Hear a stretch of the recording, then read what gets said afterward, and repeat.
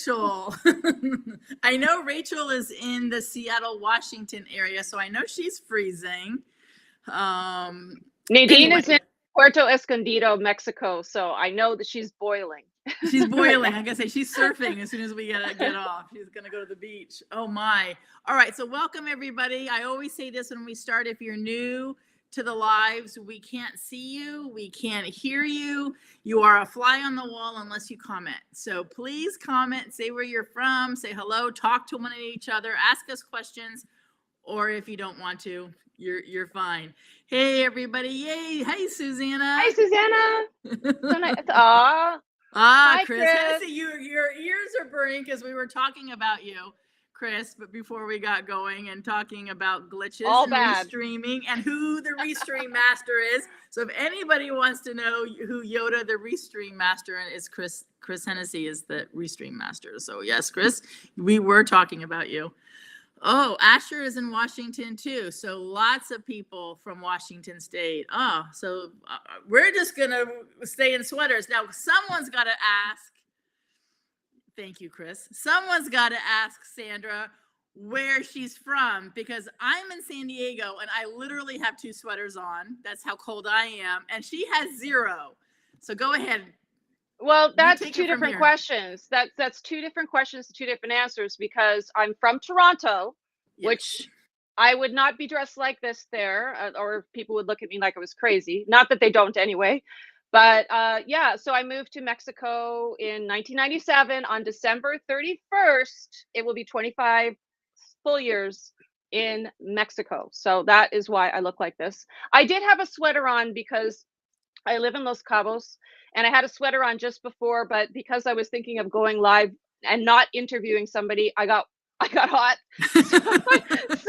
So I had a really big sweater on all day, and I have socks and sandals on, which is disgusting, but I'm in the house, so it really doesn't matter. But yeah, so I live in Los Cabos, the perfect weather all year round, and we're just a drive from San Diego. It takes 21 and a half hours to get to San Diego from here, because I've done it so many times.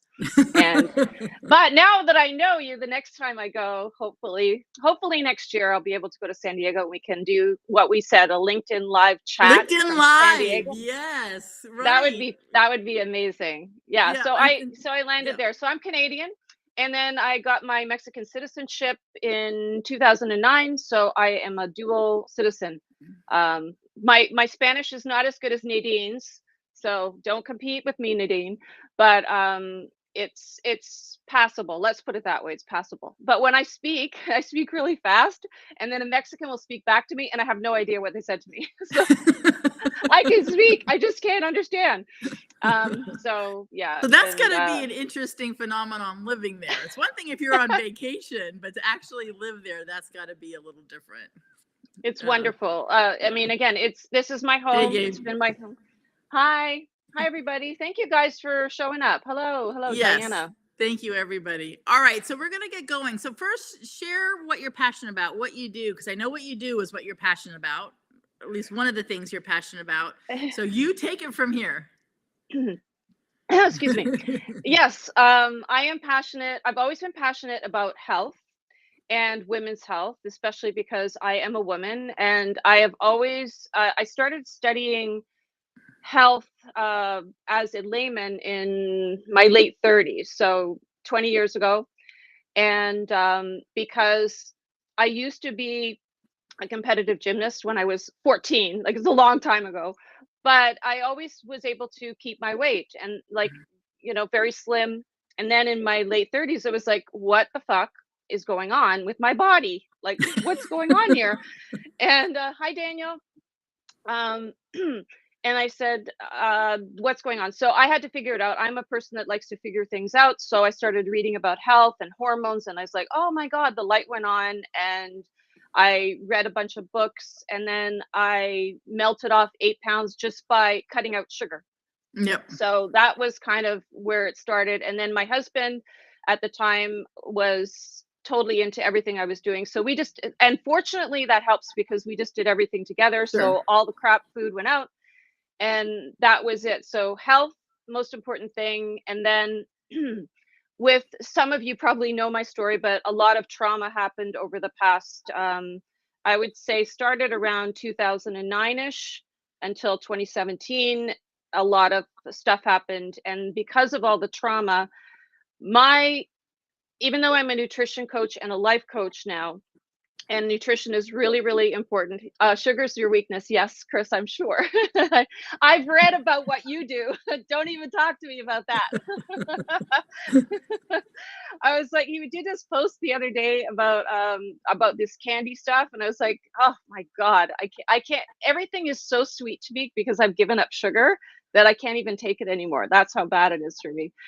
But anyway, with all of the trauma I went through, I decided to add in grief coaching or loss coaching, whatever you want to call it, but it's to do with my life certificate certification, because that really allows me to delve into people's trauma, because I've let's say I've lost a home, lost all assets, lost a husband, lost a brother, lost a mother, to all different types of death and trauma, and came out on the other side. It took a lot of healing, a lot of time, but I also learned that each of those griefs that I went through, and I just realized the other day when I was talking about it with Anna Duncan, that I went through 3 major deaths by myself. Like, I didn't have a boyfriend, Yeah. I wasn't living at home.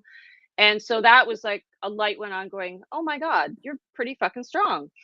And so that's basically why I decided to add that to my nutrition coaching and the life coaching, because it just made so much sense to me to be able to connect with women specifically. But of course, I could help men. But it's just, for me, I'm more comfortable with that aspect of it because I just relate to women better on a health scale, because we do have a lot of the same issues. And I know about hormones. I've read about all that, all the stuff, and studied nutrition really seriously, obviously. But yeah, so I mean, I don't know if you want me to go into what I went through or any of that. I'm an open book, but somebody got kicked out. So that we all have different stories to get us to where we are, right? So, we've gone through, death in the family, or for me, it's a divorce or 2, and those stories, Fun. make us who we are. And like you said, I realize I'm a pretty, fucking strong woman with what I've gone through. And I, if my kids are listening, I want to be very respectful of their father, and also state that during the time I was a single mom, I didn't get child support. So I really had to buckle down, work hard, and then raise 2 young women, right around the ages of 11, 12. And now they're 24 and 26 and married, and one just had a baby. I'm proud of that. You should, and you should be. Yes. It's hard. It's fucking hard. We're swearing on this show. Yes, we are. By the way, it's 5 o'clock and I have wine with a straw, just FYI, because I'm usually watching TV at this point. Like, I'm usually out, but Tanya asked me to do this months ago, and I said no, because I was a coward. Because I'm used to talking. You're not talking, a coward. Some of those voices in your head were a little cowardly. I was just a little fearful. But yeah, well, for me, for those of you who don't know my story, I was with my husband for 22 beautiful years. We had a great relationship. So it was not, I shouldn't say, I say married because he wasn't my boyfriend, because we were together for 22 years, but we never got officially married. I'm not a traditional type person. It wasn't important to me. We didn't want to have kids, so it wasn't an essential thing. We weren't religious, so we didn't have to go to the church. So for us, our love was the most important thing. And it was more of a marriage than so many other people, because we hardly fought. Like, I can think of 5 arguments in 22 years. So that compatibility, that's why I think it was so hard when he got sick, because he was everything to me. Like, he was my everything. So in 2000, we actually, when we moved to Cabo, we were in Puerto Vallarta for 4 years, and we moved to Cabo in 2001. And Daniel just took off. He went into real estate in 2005. and just the market was amazing, and he just sold like crazy. We bought a beachfront home, two of them, one in La Paz, one here, and we were just like laughing all the way to San Diego 3 times a year. And then unfortunately, we loaned a lot of money to a friend and we never got it back. We borrowed $500,000 against our cash paid house. And a few years later in 2014, they said, sorry, we're calling you in on that loan. And so we lost everything. And at that time I was 50 and Daniel was 63. And he says, I have to start my fucking life over at 63. Are you fucking kidding me? And I think that I'm very resilient. I always have been. And I just I can not compartmentalize, but I can let things go a lot easily than most people, I guess, because I didn't realize how much he hung on to that, but that anger, resentment towards this friend of 14 years that was like a brother to him who betrayed him more so because he wasn't really my friend because I didn't see him that much. But of course I was upset, but I was like, there's nothing you can do about it. When something happens like that, you have to you let it go. You can't, and you bringing a lawsuit in Mexico is like, are you kidding? It'll take 15, 20 years. It will never happen. So you have to just accept the fact that you made a mistake, you fucked up, you trusted the wrong person, let it go, move on. That's how my brain works. But Daniel was like, this is my friend. This is a betrayal. This is like, I like, and he was not an angry person. So he hung in like inside. He took all of that anger in on the inside. So, but he was always so kind and wonderful to me. And I'm thinking, oh, well, let's sing, dancing, we go for dinner and we're trying to live a normal life. We had to start renting over again. And in 2014, unfortunately, we had a Category 4 hurricane that came through the town. So we just moved into this rental house the day before the hurricane came. And our house is all glass, both floors. And I'm thinking, are you kidding me with this? I can't imagine going out there and taping duct taping all your glass. We didn't do anything because a lot of people don't believe that. It's not always, it doesn't always work anyway.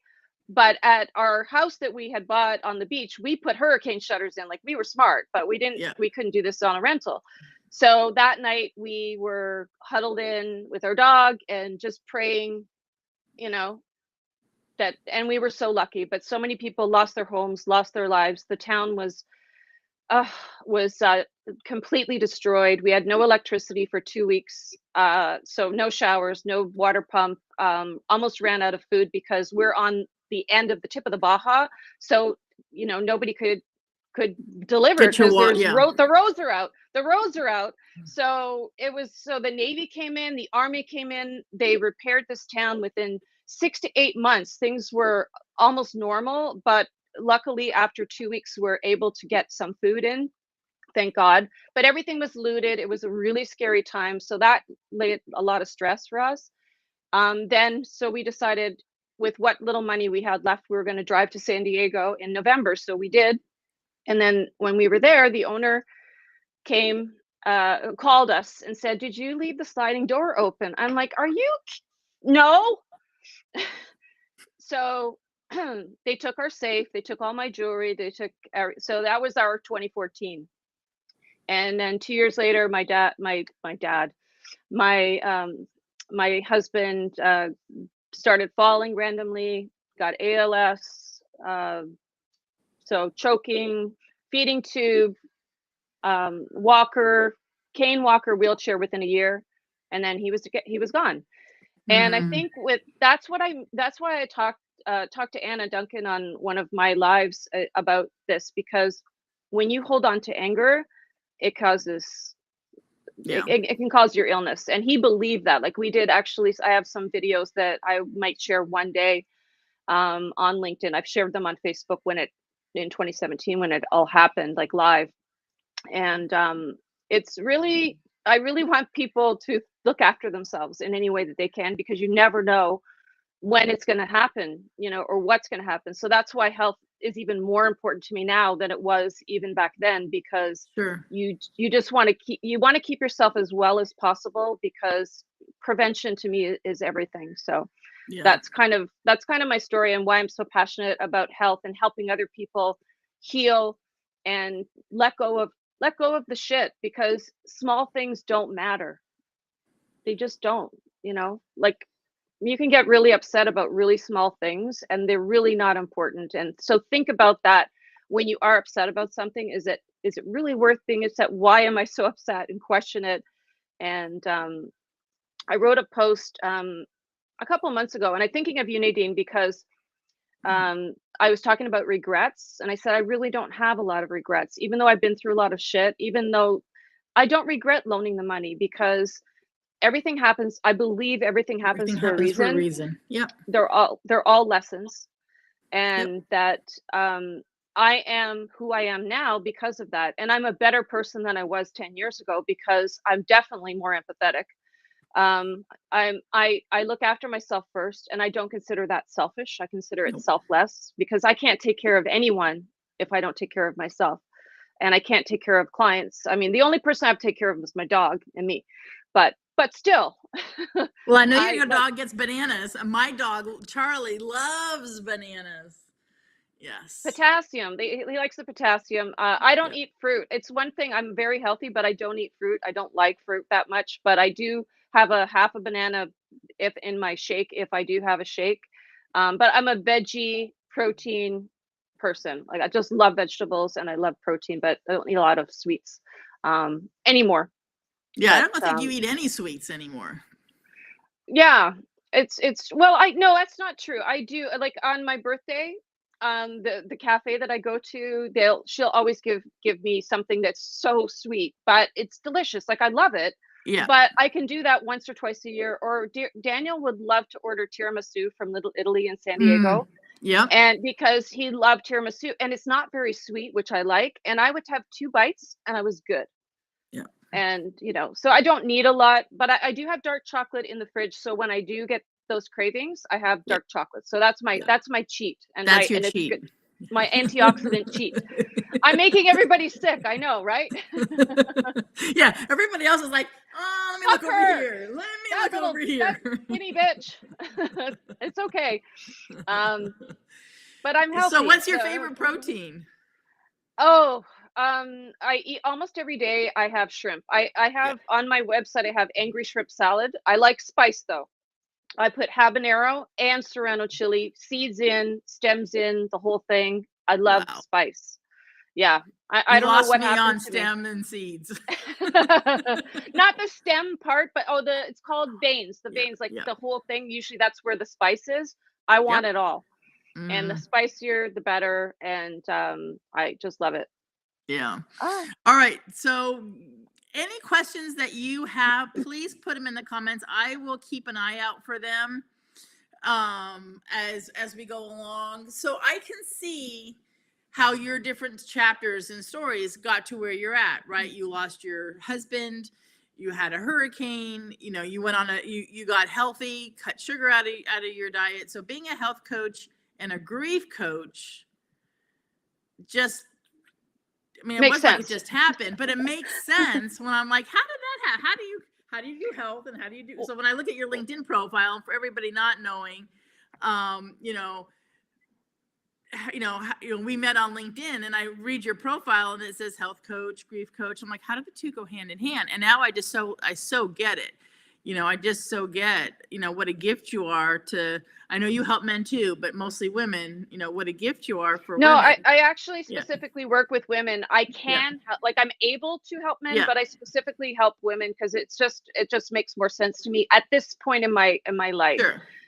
But I became a nutrition coach first, and I got my life coaching a couple months later because I was planning on helping, like, and I can help with women lose weight and all of that stuff, but I don't resonate with that as much as I do with the trauma and the life coaching. That just makes more sense to me at this point, but that may change. We can change our minds. Of course. Well, our journeys change. That's our prerogative, right? Well, I say I like to put a period on that chapter, and we're going to start a new chapter, right? Exactly. Yeah. Exactly. But nutrition is really, nutrition Good. is really important, especially if you are going through trauma, because you do want to keep healthy. You do want proper nutrition because it actually helps you with your mindset. Because when you are doing the right things, you have more energy and you can make better decisions because you're clear headed. So it does go hand in hand. But again, I don't want to confuse people. So maybe I need to change my profile if it's confusing. So I thank you don't for know if it's that. confusing. I'm just curious as to how I don't think it was confusing. It's like, this is very interesting. And then the more we get to know each other on LinkedIn and I read your story, right? I'm like, oh, that makes sense. And, some of your most powerful, you have wonderful posts. Obviously, some Oh, of the thank most you. powerful ones is when you share, something around the loss of your husband. And those are very powerful stories that you share. And we all need to know that our stories is what makes us who we are today. Like you say, I am so strong because of, and it's something that's happened to us in the past. Not everybody gets stronger. Some people hide under the bed, right, and never come back out again. But that's not who you are. It's not who I am. And probably everybody on this, LinkedIn right now or Facebook, wherever they're coming in from, are strong humans. We've all been through shit. I think Right. at some point LinkedIn is going to turn us off with our language. Well, too bad. Fuck them. No. Yep. Yeah, it's true, but that's why. But the people that do get stuck, those are the people that we help as coaches. That's Right. that's that's the wonderful thing of being a coach and not a therapist is just being able to ask the questions to draw out what's going on with you. How would you resolve that? What are you Yep. feeling right now? What do you want to accomplish? And those questions provoke those like, oh, I never really thought about that. Right. And everybody has the answer, but not everybody can get to the answer, and that's why we have our jobs. Yes. And why Right? we are so, yes, because meeting our clients where they're at right now, where are you at? Where do you want to be? Like, what's important to you? Where do you want to be? And then we've got roadblocks. Sometimes it's our mindset. Sometimes it could be, like a death in the family, right? There could be things that are stopping us from getting us to, or our clients to where they want to be. And you and I and a lot of other great coaches that you and I know are phenomenal at reaching out with our hand and saying, let's get there. Unfortunately, we can't do the hard work. We don't, Right. they've got to do the heavy lifting, Right. but we're here to make it easier and more Sorry. effective. I've got You've got I've got flies. fruit flies. Fruit flies. I mean, and I probably have one in my wine, but oh, there, I think I got it. I got it. Yay. That's Yep. the loveliness about not being able to take your garbage out on time. But anyway. So we have a comment. Our trauma can define us or teach us how to handle real life. Absolutely. Yeah. And we make mistakes and we learn from those too. And that's not necessarily like I corrected you when you said and then you said something about, I forgot what you said, but I'm like, your thought, you were saying something about being stupid or something. I'm like, no. Oh no, Like, I just about being a coward, about not yeah, like, doing no, you're about not a coward, right? Maybe some of yeah. your little thoughts and little Yeah. creatures and your saboteurs are, I just giving wasn't you, ready. I just wasn't that's ready, and okay. I don't. And it's like I talk. It's not difficult to talk about my story because I've shared it so many times. Yeah. It's just sometimes you think about, do people really want to hear this? Is this really like? Do I have to say it again? And that's like that's the insecurity that I have sometimes is like I don't like I'm not a martyr. I don't feel sorry for myself. I don't need the sympathy. I don't need it. I don't want it. It doesn't do anything for me. My journey, I believe, because I listen to so many stories about trauma and I go, that's so helpful. And that's the reason we share our shit, right? Right. Is to help other people. And I get a lot of when people ask me, like, I don't just go out and say, by the way, I'm a widow. I don't do that. No, But yeah. right. But when people ask and they go, their mouth is open, they cannot believe the amount of stuff that I have been through in such a short amount of time. Yeah. Losing the house, losing the husband, losing everything, and I actually had mountain of debt, and then I had to start over in 2018. And I'll be honest with you, I hadn't worked in 20 years. I had a really nice life. Like it was was fun. I had a great life. And then all this stuff happened. And so that's what makes me really, really appreciate having, like, I think I wrote in the pre thing that we did. I appreciate having food in the fridge. Yep. I have a full fridge of food. That means a lot to me. I have a roof over my head. There was a time, I think it was a year after Daniel passed, and I was living in this place. It was really hard to find a place that accepted pets. So if you're renting, but when you own, you can do whatever you want. But I had a dog, and I was living at this place, and she said, and she had, this place was open for 5 years. No one was living in it. And she says, you can rent there, it'd be really cheap, and just don't worry about it. And I was like, so grateful. It was 11 months. And she says, you know what? I'm going to rent weekly now. And I'm like, are you kidding me? And I was making, and I'm not going to lie, I was working in a real estate office as a Mexican because that's the only job I could do at that point. And I was still, I was into, like, right into the grief. Like, I was so into it and in the midst of it. And I was making 500 pesos for 6 hours work, which is equivalent to about $2 an hour. And that Wow. didn't cover my rent, but it could buy me food, and it did make me feel useful, and I could take my dog to work, so it alleviated a lot of stress that I had. And then I was like, now what am I going to do? I have to look. There's another fruit fly. I have to, this is going to be the fruit fly. What's your story? Yeah. But so I had to figure out what the fuck, and all I could visualize, because I was in the midst of grief, fixed mindset, really bad. I was not a coach yet. I was just like a widow trying to figure out what the hell I was going to do. And I visualized myself living in my car with my dog because I didn't know where I was going to go. I, at that point, was in real estate, in the real estate office, doing rentals. And I knew how difficult it was because a girlfriend of mine asked me, can you find me a rental? You know, I have a little dog. And I looked for a place for her for 6 months and I couldn't Wow. find one. And then my landlord says, sorry, you got to leave next month. And I'm like, oh my God, I really was in, that was like, I was in such panic. I was in shock. And she said, are you going to, like, go? And I couldn't answer her. I was in shock. I was literally in shock. And then I went to the cafe, which I wrote about today, my family. And I said to the owner, I said, I don't know if you know of any place, but I need a place. And she goes, what about Ernesto? And Ernesto was the landlord in the rental house with the hurricane. And he's a builder, and he's been a friend of mine for 15 years. And he has this place on a dirt road where all the nurseries are. And I said, Ernesto has an apartment. She goes, yeah, on that property out, you know, by the nurseries. And I go, oh my God. And I've been living here for 4 Ever years. since? Yay, Yeah. Ernesto. And let me Yeah. tell you this, it includes electricity, internet, water, everything for very, very low. Like, I could never, it was less than an electricity bill I was paying before. It was amazing. Wow. So, Good for so you. it allowed me to recover. And then I got a job online, made a ton of money. And then I quit like an idiot last year and started a coaching business.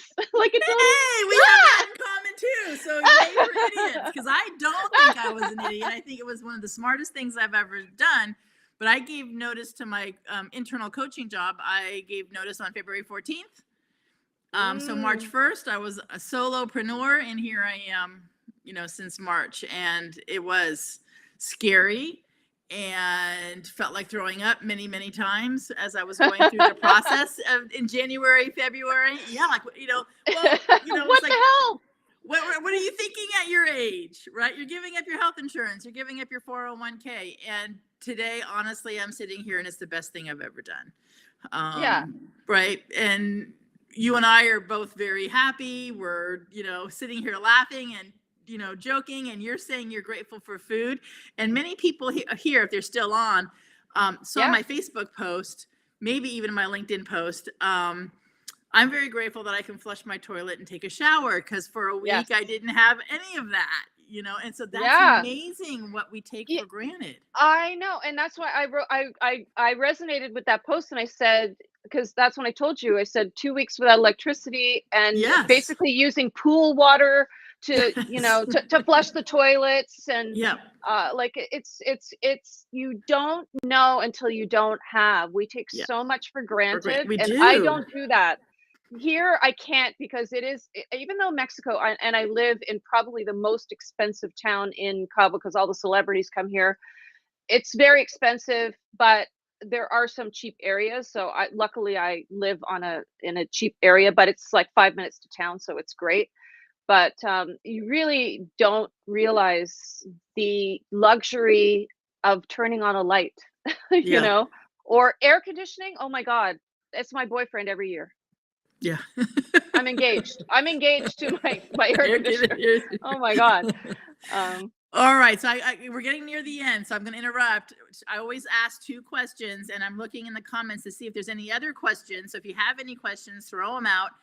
So question number 1, as we're going into 2023, and we're putting a period on 2022, what's a new chapter that you really want to write coming up just around the corner?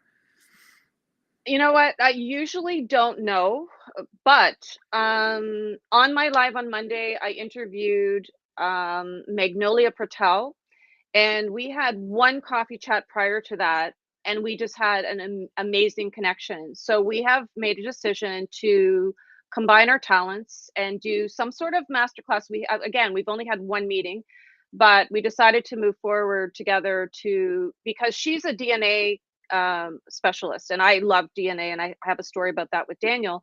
And she combines that with nutrition. So I'm going to be utilizing my nutrition expertise with her, and we're going to have a master class to help women prevent disease through knowing what your DNA profile is and the nutrition that can support that, so that you can know what diseases are possibly in your future because of your DNA profile and how to support that. So I'm really excited about that. So that's what I'm focusing on. Very cool. So we want to know when that's happening, right? So let everybody hear. I mean, I know a lot of people like Daniel, Susanna, right? We know, and me, we know how to find you. But anybody that's, maybe newer here or doesn't know where you are on LinkedIn, when this is over and this obviously it gets recorded, go in and put your contact information so anybody can find you. We're looking at spring possibly to launch that, but we're in the works. It's going to take some time to figure out the details, and I have a lot of loose ends to tie up. But thank you so much. I appreciate that. Yeah, absolutely. And last question. Everybody gets it. It's not hard, but so far I really love that everybody has a different answer. So the pressure's on. When you're feeling low, right? When the voices in your head aren't quite as strong as you want them to be, what do you do to snap out of it? What do you do to start finding the strong Sandra that you are? What's your go-to?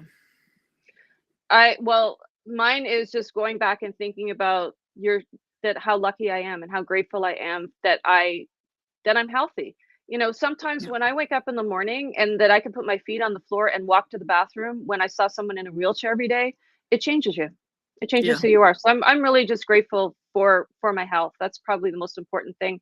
And that I don't like the small things like music. I blare music. I go for a drive sometimes because it helps me. It's like a meditation for me because I still have issues turning off this brain. Shocking, I know. But music, driving, whatever, getting out of my house, whatever it takes, the small things. But basically, I don't get low that often because I really don't. I've been low. It's hard to get lower than that. I shouldn't say that. I don't know how much lower I could go, but I'm really grateful that you asked me. This has been really, really fun. And thank you, Susanna, you're so sweet. She's so sweet.